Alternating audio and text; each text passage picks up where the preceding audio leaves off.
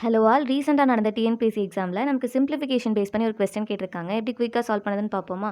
First பாருங்கள், find the value of நமக்கு இந்த எக்ஸ்பிரஷன் கொடுத்துருக்காங்க. எப்போவுமே சிம்பிளிஃபிகேஷன் சால்வ் பண்ணுறீங்க அப்படின்னா போர்ட் மாஸ் ரூல் தாங்க அப்ளை பண்ணணும். இங்கே பீன்றது bracket, O of, D division, M multiplication, addition, then subtraction. இது கிளியராக இருக்கா? இப்போ ஃபர்ஸ்ட் பிராக்கெட் ஒரு பிராக்கெட்டாக சால்வ் பண்ணுவோமா? ஃபர்ஸ்ட் பிராக்கெட் பாருங்கள், நமக்கு 7/3 ஆஃப் 1/4 அப்படின்னு இருக்குங்க.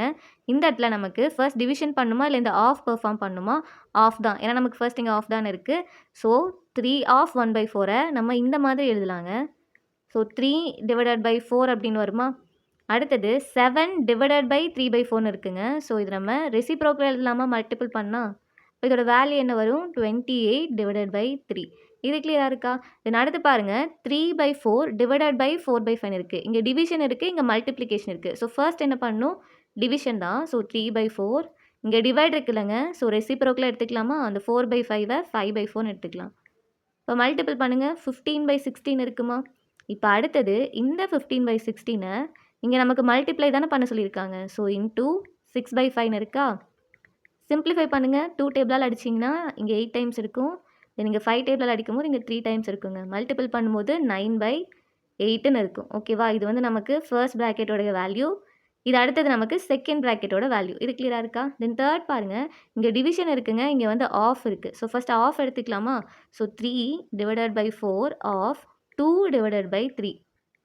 இப்போ அப்படியே கேன்சல் பண்ணுங்கள். இங்கே 2 டைம்ஸ் இருக்குங்க. தென் இது ரெண்டும் கேன்சல் ஆயிரும். அப்போ நமக்கு 1/2 தான் இருக்க போகுது.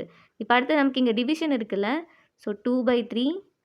இந்த ரெண்டோட வேல்யூ தான் நமக்கு எவ்வளோ? 1/2. ஸோ டிவிஷனில் இருக்கனால ரெசிப்ரோக்கல் எடுத்துக்கலாமா? 2/1 அப்படின்னு 4/3ன்னு வருமா? இப்போ இது தேர்ட் ப்ராக்கெட்டோட வேல்யூ. இப்போ பாருங்கள், இது எல்லாமே நம்ம சிம்பிளிஃபை பண்ணலாமா? 28/3. இங்கே நமக்கு என்ன சிம்பிள் இருக்குது? Multiple simple. இன்டூ செகண்ட் ப்ராக்கெட்டோட வேல்யூ என்னதுங்க? 9/8.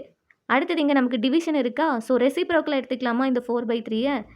ஸோ 4/3 ரெசிப்ரோக்கலாக எடுத்தால் 3/4 அப்படின்னு வரும். இப்போ கேன்சல் பண்ணுங்கள். 4 டேபிளால் கேன்சல் பண்ணிங்கன்னா இங்கே 7 டைம்ஸ் இருக்குங்க. இந்த 3க்கு இந்த 3 கேன்சல் ஆயிரும். இப்போ மல்டிபிள் பண்ணிங்கன்னா 7 × 9 என்னது? 63/8ன்னு இருக்குமா? ஆப்ஷனில் நமக்கு மிக்ஸ்டு ஃப்ராக்ஷனாக இருக்குது. ஸோ 63 8ஆல் பண்ணும்போது இங்கே நமக்கு 7 டைம்ஸ் இருக்குமாங்க. ஸோ 56ன்னு இருக்கும். பேலன்ஸ் நமக்கு 7 இருக்கும். ஸோ இது இந்த மாதிரி எழுதணும்னா 7/8. Option B.